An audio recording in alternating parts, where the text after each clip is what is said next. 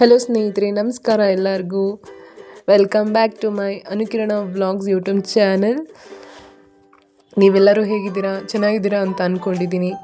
ಈ ದಿನ ನಾವು ಎಲ್ಲಿ ಹೋಗ್ತಿದ್ದೀವಿ ಅಂತಂದರೆ, ನನ್ನ ಫ್ರೆಂಡ್ಸ್ನ ನಾನು ಮೀಟೇ ಮಾಡಿರಲಿಲ್ಲ ನನ್ನ ಮದುವೆ ಆದಮೇಲೆ. ಅವಳು ಅವ್ರ ಊರ ಹಬ್ಬಕ್ಕೆ ಕರೆದಿದ್ದಾಳೆ ಅಂತ ಹೋಗ್ತಾ ಇದ್ದೀವಿ.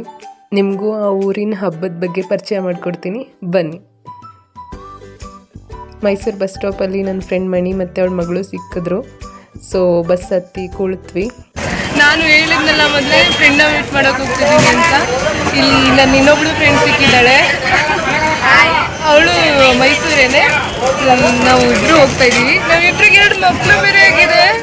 ಆಗೋಕ್ಕೂ ಮುಂಚೆ ಮೀಟ್ ಮಾಡಿದವ್ರು ನಾವು, ಮಕ್ಕಳಾದ್ಮೇಲೆ ಮತ್ತೆ ಮೀಟ್ ಮಾಡಿರೋದು. ಲಾಂಗ್ ಗ್ಯಾಪ್ ತೊಗೊಂಡು ಒಂದು 5 years ಆಗಿರ್ಬೋದು ಮೇ ಬಿ. ಇವಳು ನನ್ನ ಫ್ರೆಂಡ್ ಮಗಳು.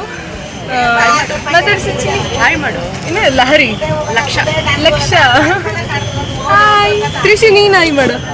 ಇವನು ನನ್ನ ಮಗ, ಗೊತ್ತಿರುತ್ತೆ ನಿಮಗೆ. ಮಣಿಯ ಮಾತಾಡ ಏನಾದ್ರು. ಹಾಯ್. ಅವಳೇನು ಮಾತಾಡಲ್ಲ, ಮಾತು ಬರಲ್ಲ ಅಂತ ಅನ್ಕೋಬೇಡಿ, ಬರುತ್ತೆ. ಸೊ 1 ಗಂಟೆಯ ಜರ್ನಿ ನಂತರ ನರಸೀಪುರ ತಾಲೂಕು ಮೂಗೂರು ಸಿಕ್ತು. ನಾವು ದೇವಸ್ಥಾನದ ಹತ್ರಕ್ಕೆ ಹೋದ್ವಿ. ಜಾತ್ರೆ ಐಟಮ್ಸ್ ಎಲ್ಲ ತುಂಬ ಚೆನ್ನಾಗಿಟ್ಟಿದ್ದಾರೆ. ರೋಡ್ ಸೈಡೆಲ್ಲ ಅಫೋರ್ಡಬಲ್ ಪ್ರೈಸ್ ಕೂಡ.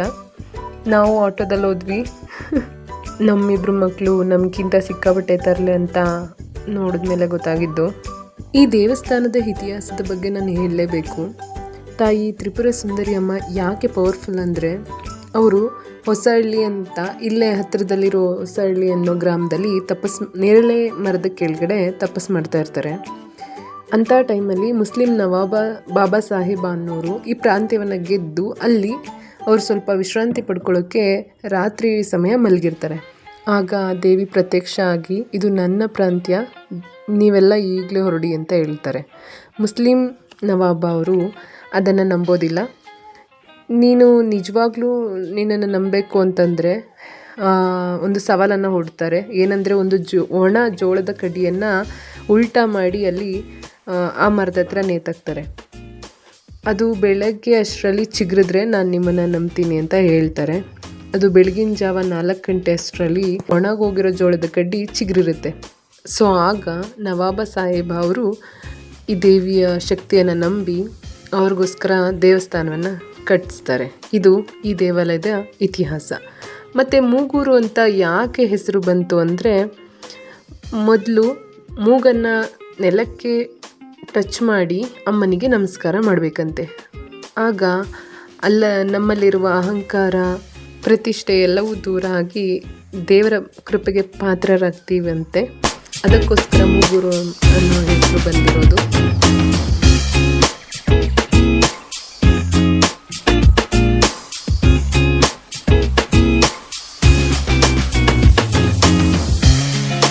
ಹೀಗೆ ಮಕ್ಕಳು ತುಂಬ ಎಂಜಾಯ್ ಮಾಡಿದ್ರು.